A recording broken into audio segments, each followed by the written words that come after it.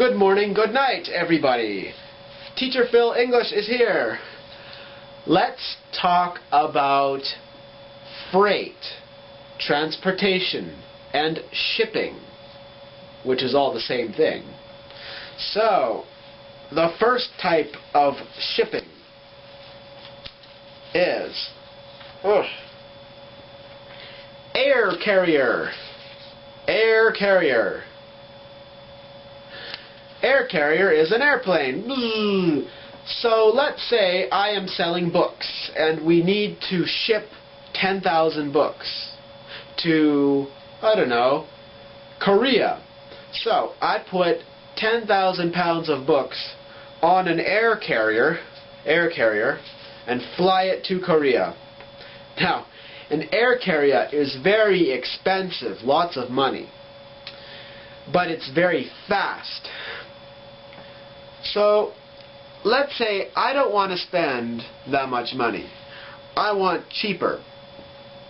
So, a little bit cheaper would be by truck. By truck. Truck.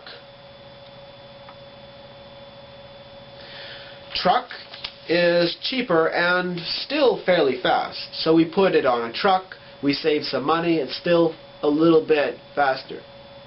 But what about, I want it faster than a truck. If you want it faster than a truck, but cheaper than an airplane, you go courier. Courier.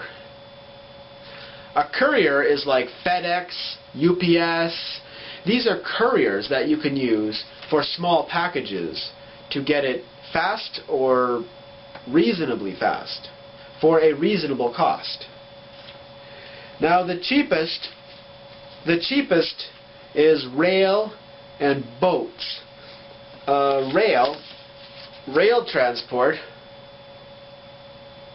is probably the cheapest. It's obviously trains, you know, rail is trains, so, but you know, rail is not used that much for small packages or even large packages. It's usually used for big bulk or just whole containers, container loads of shipments.